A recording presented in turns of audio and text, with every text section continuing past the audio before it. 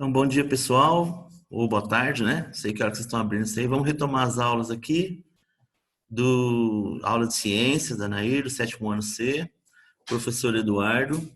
Então, nós vamos começar um assunto novo aí falando sobre o reino animal, tá? Então, a primeira aula aí da retomada, né? Depois do corona, dia 25/5, ok? Vamos falar aqui primeiro sobre o reino animal, as características principais do reino animal, ok? Aqui, ó, características comuns dos animais. São organismos eucariontes, né? Então tem umas palavrinhas aqui que vocês já deveriam saber, porque já foi falado aí no primeiro bimestre, no início das aulas. Eucariontes, pluricelulares, heterótrofos, ou heterotrófos, né? São essas características deles. Apresentam simetrias bilateral ou simetria radial. Vamos ver o que é isso? Aqui, ó. Simetria bilateral. Quando assim a parte de um organismo, né, no caso aqui eu peguei o ser humano, os dois lados, né, são iguais, idênticos. Então nós temos um par de olhos, um par de braços, de mãos, né? Quando a gente parte assim o organismo ao meio, os dois lados são iguais, simetria bilateral. Simetria radial, você pode ver aqui, ó. Uma estrela do mar, por exemplo, ela não tem todas as partes iguais, a simetria dela é radial, né? Vai para um lado, para o outro, não tem uma simetria bilateral como a nossa. Ou pode ser também assimétrico, que é o caso aqui das esponjas. No caso das esponjas, não tem simetria, então a gente fala que é assimétrico, nem é bilateral, nem radial, é assimétrico, ok? Vamos lá, funcionamento do organismo, como é que funcionam os animais? Vamos falar da digestão. Digestão, o que é a digestão? A alimentação, né? O que ele come e como ele absorve esses alimentos. Trocas gasosas, como que ele capta o oxigênio, né? O O2, e como que é liberado para a atmosfera o gás carbônico, o CO2. Excreção, resto do metabolismo. Então ele se alimenta, né? Retira do alimento o que é necessário para ele se desenvolver, e o que sobra desse alimento é que ele não usa, né? Chama excreção. É o resto do metabolismo, né? É o xixi, o cocô. Reprodução. Pode ser sexuada ou assexuada. Lembrando aqui que na reprodução sexuada a gente tem que saber qual é. Então, cada organismo, cada animal vai ter sua característica de assexuada. Por brotamento, por divisão, regeneração, também já falamos isso. O habitat pode ser terrestre, de água doce ou de água salgada. Estrutura corporal. Invertebrados, né? Estão divididos em invertebrados ou vertebrados. Os invertebrados são os animais que não possuem uma estrutura óssea, uma estrutura de cartilagem para manter o corpo ereto, em pé.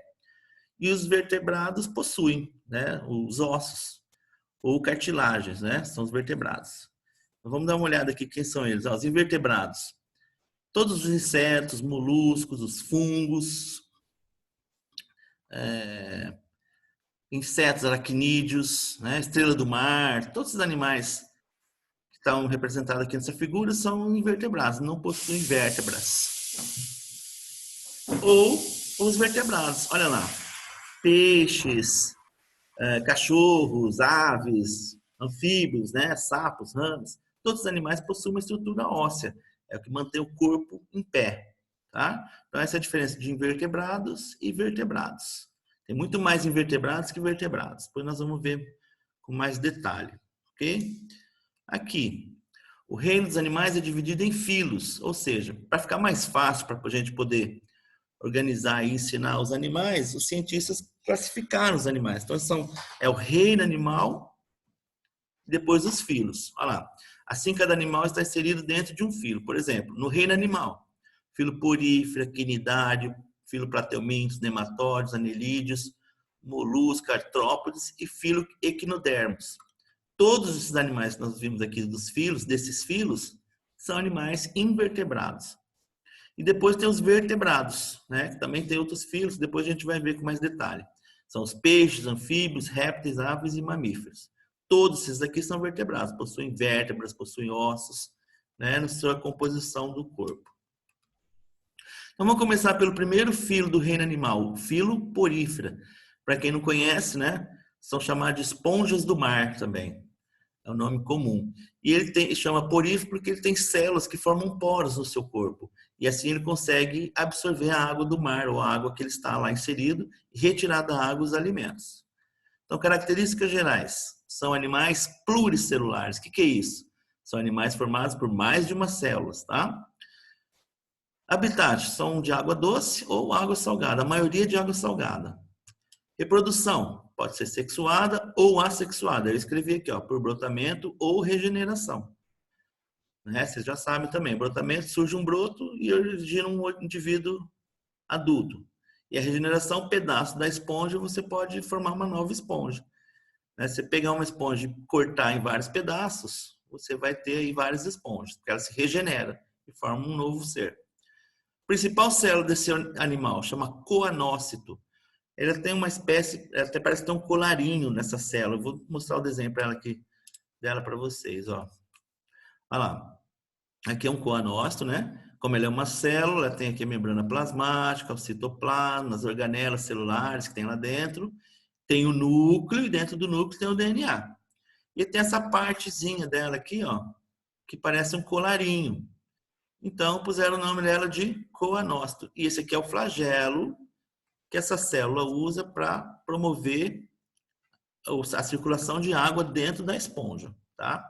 Vamos ver como é que isso funciona. Olha aqui, ó. Tem um esquema aqui de uma esponja. Essa esponja está lá dentro da água, né, no mar ou uma outra água aí, de água doce, né? O que ela faz? Ela está lá vivendo lá dentro dela. Aqui, essa parte aqui chama átrio. É onde entra a água e as células estão aqui dentro. E aqui é onde sai a água, chama ósculo. Depois vocês vão fazer o esquema, vocês vão ver. Os poros, as células chamadas porócitos, por isso que eles chamam-se porífera, né? A água entra pelos poros, esses coanócitos, que são essas células flageladas, batem os cílios e faz com que a água circule aqui dentro. E eles mesmos retiram da água partículas de alimento. Então é assim que eles se alimentam. A água entra pelos poros, os coanócitos batem os flagelinhos dele, promove a circulação de água aqui dentro, as células retiram as partículas de alimento e a água sai para cá. Também são chamados de animais filtradores por conta disso. Olha aqui, ó. Exemplos de esponjas do mar das figuras. Tem várias cores, tá vendo? Parece um tubo, assim, a água entra por aqui, e circula lá dentro e sai. Então, as esponjas do mar são conhecidas também por animais filtradores, porque retiram da água partículas de alimento. Aí tem os tipos de esponjas, né? É um animal bem bonito, fica preso lá no fundo do mar. Na reprodução dela, na reprodução sexuada, forma uma larva que nada, depois se prende em algum lugar e se desenvolve nesse animal adulto aqui. Então tem uma fase larval dela que ela tem movimento, ela não é parada assim, presa nas pedras igual aqui não, é a fase larval que a gente chama. Certo? Aqui um vídeo mostrando como é que as esponjas retiram da água os alimentos. Isso aqui é uma esponja, né? Lá no fundo do mar. E aqui vai o vídeo. Os cientistas puseram uma tinta verde na água para mostrar essa tinta sendo absorvida pela esponja. Então ela entra pela esponja, né, junto com a água, só para mostrar o caminho da água. Circula no átrio e sai pelo ósculo, tá? Então vamos ver como é que funciona esse vídeo aí. Olha lá, o cientista. Está em francês, mas eu vou falando para vocês. Olha lá, eles jogaram uma tinta verde próxima da esponja. Olha lá. Está falando que vai ser absorvida, quer ver? Olha lá, ó. Aqui é dentro da esponja.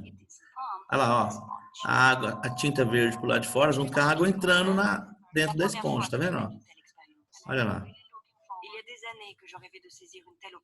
Isso é um tipo de esponja. Olha lá, a água verde que estava pro lado de fora, agora está pro lado de dentro da esponja. Mostrando o quê? Que ela absorve a água, né? E retira dela as partículas de alimento. É assim que ela se alimenta. Tá?